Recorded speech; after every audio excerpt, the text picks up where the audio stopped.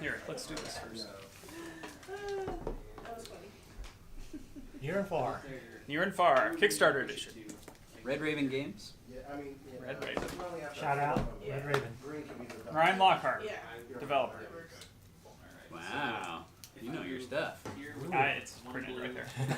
Oh, I don't know how to pronounce it. Laukat? Laukat? Lock. Yeah, you got a pair of scissors there. Just butcher that name. I already butchered it, so we're good. Okay, so we count. First, we notice a bunch of these extra tokens, cardboard tokens. Is this like Kickstarter exclusive stuff? Some of it probably is. Okay. I don't know. But it's like, it's for Near and Far and Above and Below combination. All those games, I think, kind of work together. Yeah. It's really neat that the names of these games, they're so in theme that you know that it's based on the same world. Near and Far, Above and Below. Let's see what's in the game box. Right, yeah. Okay. By the way, check out that chicken, guys. It's like so fat. Here we go. I'm not sure if I know how to play with these. Brad, hold me. Skirt. Ooh, nice. Yeah. Nice and tight. Okay, so the first thing we see is some kind of booklet. Is that Celtic? Ooh, it looks like it's got some maps Ooh, of some treasure sort. maps, Yeah, treasure maps. I won't Yes. show them all. Each one of those is a level. Ooh, a hefty rule book. Lots of pictures. Hefty, yeah. Very- Lots of pictures. Looks like it's very detailed. Hard to read this rule book Yeah. at the Geekway to the west. I'm sure it's Personal difficult experience? because it's hefty. And then it looks like a giant Near and Far storybook as well. Yeah. So this has over 100 pages, 140 pages in this thing. So lots of gameplay, looks like. Stop reading. Well, I'm not reading, but it looks like No, there's I keep check reading. boxes. Check boxes, so you can maybe mark. I don't know. Maybe mark if you've read them before. Oh, So interesting. I don't know. I don't know what those check boxes are for. But Well, this game has like a campaign play with it. okay, so You can play it one those might be way. related. There's about 3 different modes to play. So more cardboard tokens. All right. We got several pages of these. Who wants to taste the cardboard? Oh, I can tell the grade. Bless you. Woo! I'm allergic to cardboard. Platypus. Check out that platypus. Yeah, look at that. And then you got a blank token here All for the platypus. who knows what. So something really clever in this game is they allow you to have a companion pet at the Interesting. beginning of the game. So looks like we've got one of the game boards here. I don't know what this is going to be for. Okay. That's the it's like city. a. Instead of building a city, Oh, this there is is a city. neat. There's some bag here. Feels pretty solid, Pretty nice you know. bag, yeah. I mean, there's no print on it, but Is Yeah. it canvas? it's a nice bag. Yeah. I mean, thinking for a Kickstarter edition, you'd have some kind of print. On it. Extra plastic bags, All right. There seems like there's a Something lot for of the tokens. turtles. stands for your characters, I suppose. Oh, here we go. So this is the deluxe edition, which comes with the metal coins. So we've got actual metal coins here. That's So that's super cool. nice. Oh, these are neat. So we've got some wooden components here. They look like little tents, kind of. I don't know exactly what they are because I've never played, but Yes, they are Tents or mountains? they're wooden campsites. components. They feel really nice. Yeah. campsites. Then we've got like actual rubies right here. Actual rubies. That is the weird yeah, part. Yep. That's The- worth $1 million the game- Yeah. out there. Yep. Actual rubies. They- And This is a ruby in the game. Huh. This is a ruby in the game. oh, so this is probably a Kickstarter upgrade, I'm guessing. In both copies of the And game, this I is played, the non-Kickstarter. It won't focus on it, Yeah, it's okay. but okay. Yeah. The dice Actual are kind dice? of ruby colored. Actual dice. Yeah, instead of paper dice, like most games come with. And I wow, don't know what you play. these cards. So this looks like it's part of the campaign because these cards have little spots on them to mark down your level or Huh, okay. side quests you've completed or something like that, and talents. It looks like kind of an RPG kind of feel. It's so cool. And Those are actual cards. It feels like, and then you've got another piece of paper tablet here. Yeah. With additional things, so you can kind of create your own character. It's like. This is a game that you want to play with little tiny. There are boards. lots of cards of different sizes. This says talking statue on it. Okay. Looks like you get 2 rubies and 2 bread, I'm guessing. Here's treasures, treasure cards. So These are smaller. These cards are for people that don't want to deal with all the dialogue. If you don't want to jump into the rule book over there, you can play a shorter game and just flip cards. You have a choice. Or, sorry, no, these are crafting items. Anyways, one of the cards in there. Yeah, just throw that away. Never mind. These might be what you were talking about. There you go. Yep. That's So for bypassing the book. this can bypass the book. Apparently, they're small cards. They just have some kind of. They're telling you what to do basically instead of reading the storyline. Okay. And then player mats. It looks like Okay. Nice. they're all identical. Yep, all identical player mats. And a pencil And a pencil. Wow. with no eraser. Yes. I never. Don't make mistakes Yeah. because there's no eraser. Yeah. Well, erasers can't be imported. It's a funny thing. They're, you know, Really? Well, retail law says erasers cannot cross country borders. Yeah. Yeah. You make your mistakes. Don't cross them out. Right. So there's a lot of components out here. I'm excited to play this game. All right. So that's Near and Far Kickstarter edition.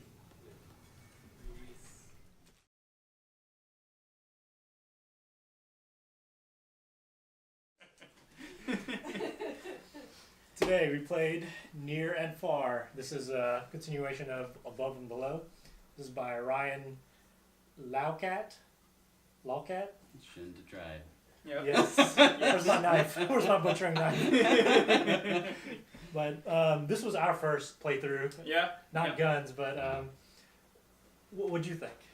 I really enjoyed it. It was it was a little difficult to learn. I mean, there were lots of rules. Right, It's yeah. not complicated once you learn what you're doing, but It's lots of rules. There, to learn. yeah, It's a a lot worker of placement, so it's like everything you do does something else. So you just gotta have like a rough overview on Yeah. this game. Right. Yeah. Like you need to understand that all these different things do different things. yeah, hmm So and it's like a carryover, from Above and Below, where each little character does a certain ability or adds to your overall whatever, like the fighting skills or the eyeball or the hands. It's pretty easy and straightforward to understand once you kind of understand that's where that Right. part of the rule belongs. Like it belongs in either searching, putting up tents, or fighting somebody. But it's Yeah. After one playthrough, I can definitely see places where I should have done different things. yeah. Yeah. Was it fun? Yeah. I enjoyed it. Yeah. hmm Yeah, I enjoyed it too. It's not your first playthrough, but what do you think? I've played differently 3 times, Yeah. and I had a good experience in each of my 3 times.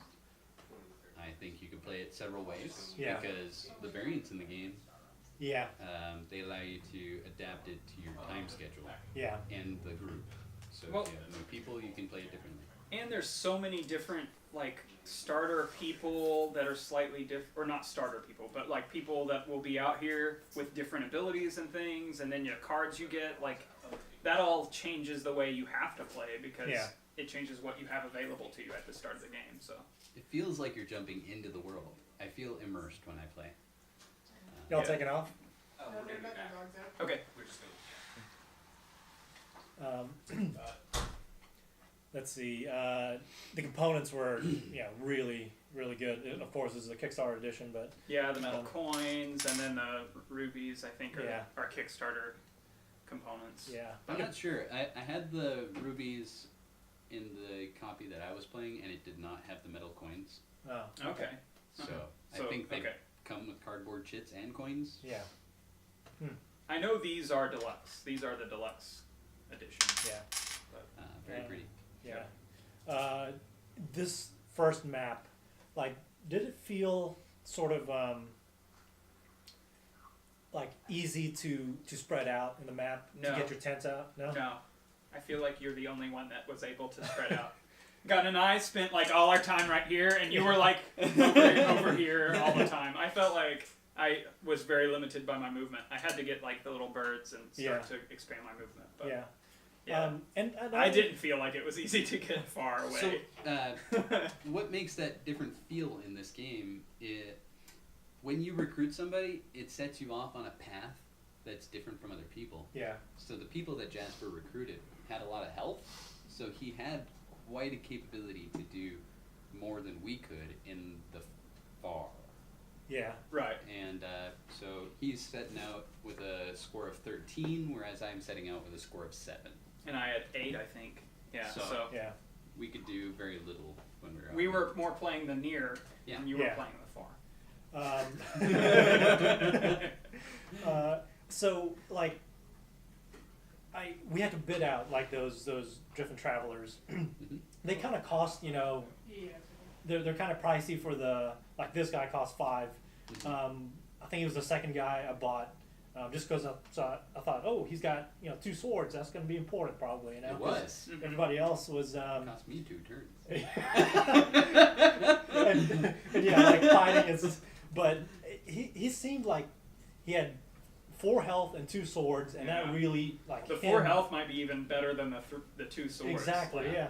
yeah. Because he helped me defeat like these raiders and bandits and whatnot. Yeah. Those would And- intimidate me. Yeah. I only had 1 sword. I wish more of those expensive ones would have come out because I had the money at one point to buy expensive ones, but Yeah. all that was available was 2 or 3. Right. Every time you play this game, you're going to get a little better at it. Yeah. Like all the mistakes that you made, eventually you'll be able to fine tune that engine that you want to start grinding on. Yeah. Mhm. I screwed up because I didn't know I could buy negative reputation. And, Yeah. I wish I would have known that earlier because Yeah. that would have helped me a lot. Right. And that part, like, I wasn't really going for until like, the very end. Like, I was, I need to buy this card and I can buy my reputation. But I wasn't even thinking about that, for the better part of the game. And I don't know how big a part that plays into other cards as far as, like, meeting requirements to buy them. Because they're straight up victory points, like these item cards and whatnot. Hmm. Mhm. But I love the risk reward on the cards. yeah, It would have cost me a ton of points in the end, so Yeah. you feel some pressure by that. Like, I've got all this in my hand, I need to empty it. Oh Yeah, no, exactly. he's getting low on tents. Oh no. Yeah. And I didn't know before, but I picked one that was like 4 reputation, and another one was -3 or 4. And like, if I'd known that earlier, I spent a turn like getting rid of a card, but that it's minor, but there's so many things like in this game that you kind of keep up with. But after the first playthrough, boom, you kind of know what Yeah. you need to do. It's one of those games you'll want to play it Yeah. almost immediately after you finish. Yeah. Twice. Yeah. Was there anything that you didn't like? Just that expensive Oh, people yeah. didn't come up. Yeah. It's like I've got all this money and I need to buy something to like improve so I could go further out, and Yeah. it just didn't happen. So Yeah. I like the story. Well, something I don't like is maybe it's hard to point out because like I like most of it, Mhm. but you just have to realize it's there, God, it's really hard to point something out right quick. Okay, Was it more of a feeling that you had? It was, well, the one thing that was mechanically like just ambiguous was the trading, the town hall trading. It's like, That's such a struggle for new players. yeah, yeah, We struggled with it too in our first. the 5 to games. 1, it was hard to just. This is basically decoupled from the values. Yeah. This is like 5 items for 1 item, Yeah. or 1 item for 5 items. And then the values add another layer of complexity on top of that, and so Yeah. you're trying to learn these 2 different things and how they work together. yeah, Yeah. Yeah. It's very It was hard to complicated. explain and to understand. right. I mean, couldn't it be simpler than what they have there? Probably. with words. Well, they might could list out some or I don't know. We didn't read the instructions on that. Yeah. We just listened to Gun, so maybe the Yeah. instructions explain better than Gun. Yeah. We'll play the instructor. It's very easy. You bring something in this hand with a closed fist. You hold 5 fingers up with this fist. Each thing gets on one finger. So I can hold a piece of bread, a coin, and a ruby in this fingers. Okay. Okay, yeah, it's Duh. clear now. Yeah. What would you think about the art? Very typical Red Raven style, I think. Yeah. Kind of like matted and subdued, you know, like Yeah. very, Which I'm fine with. It's kind of aged in this one. yeah. In Above and Below, I like how this game does throwbacks. Yeah. Yeah, Rooster. where you can use parts of this game for the previous one. Yes. Mhm.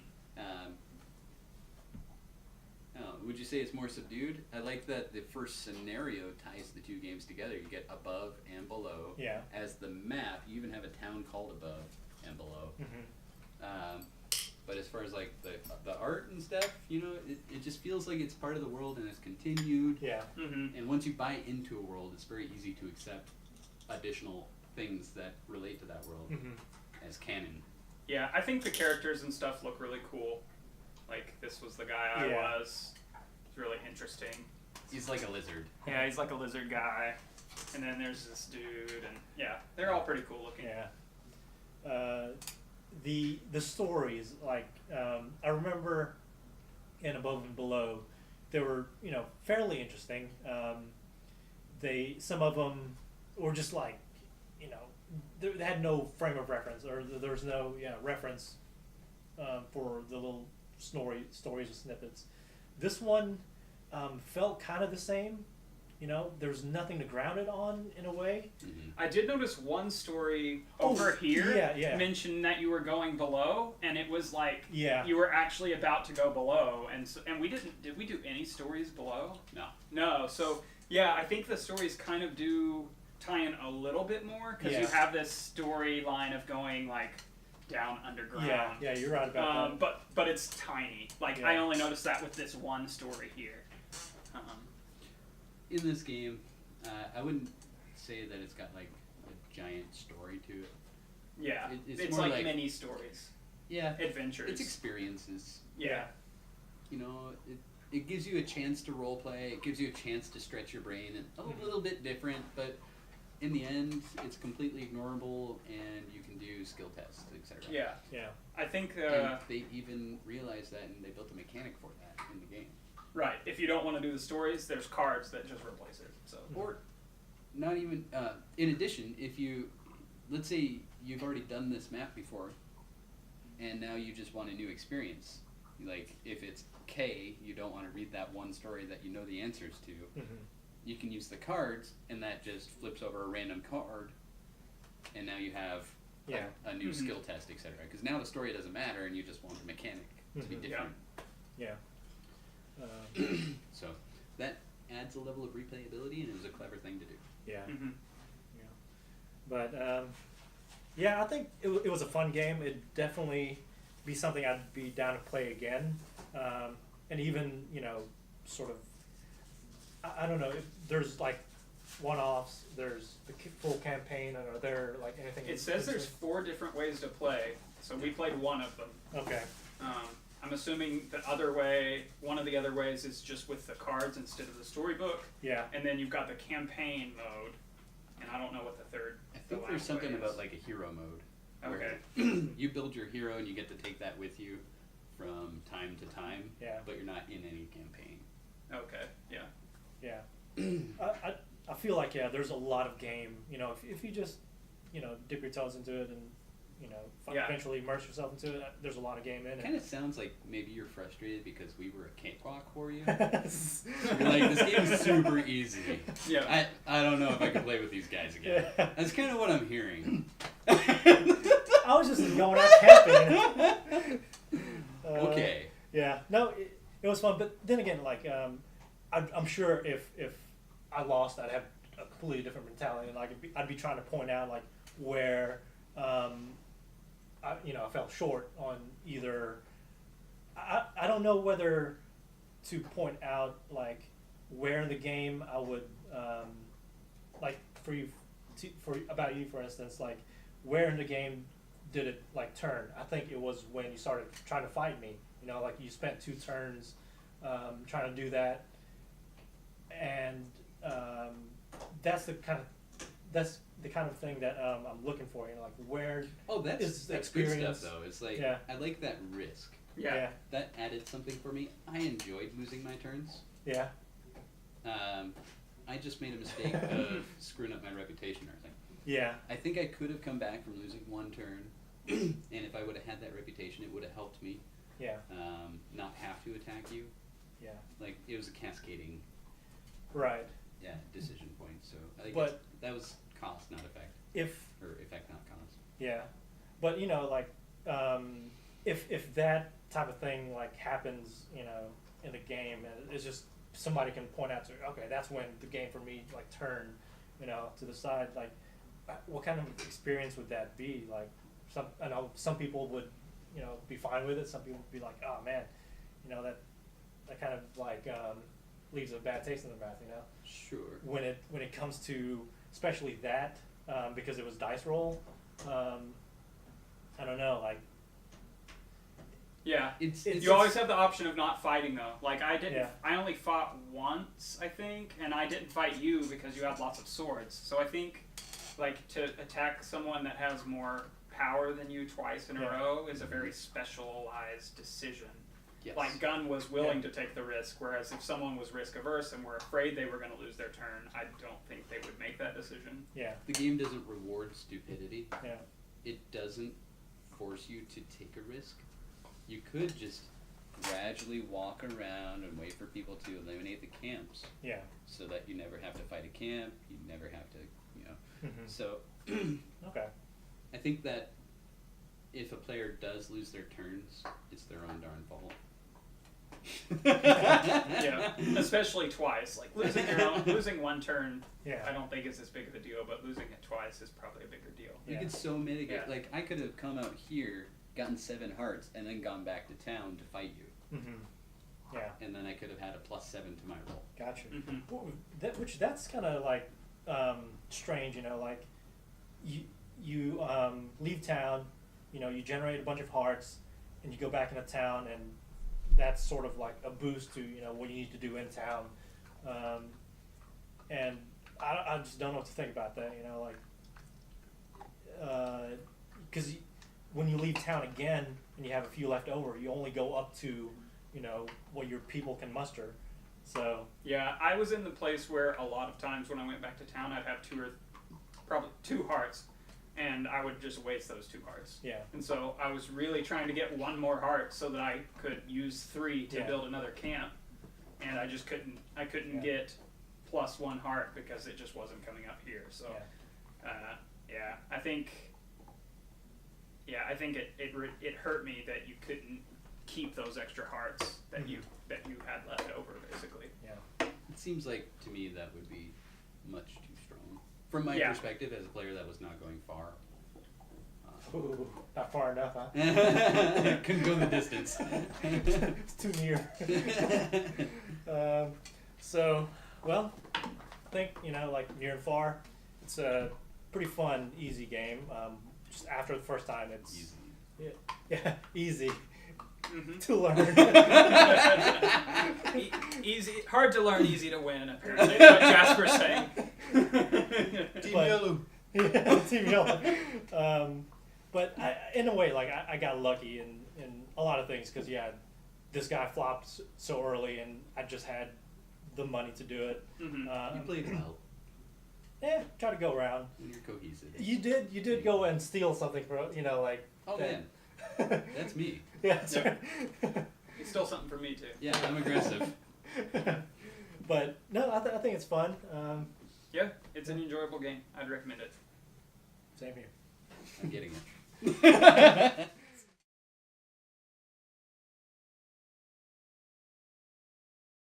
We want to change it to a yellow or green. This is the perfect situation for the foldable tables. We'll have 1 more roll after that. Yeah, exactly. I was gonna say. I built 2 foldable tables that are really nice for board gaming on. Couldn't bring them because I had already donated them. This week. I didn't use people. But I have some of the parts to build 2 more. There you go. I went over budget on them though. I was sad. The vinyl and trim put me over. Alright. Each one ended up being about $60 too much. You paid that out of pocket. Oh yeah. I invested about $200 in the tables. What's the getter skin?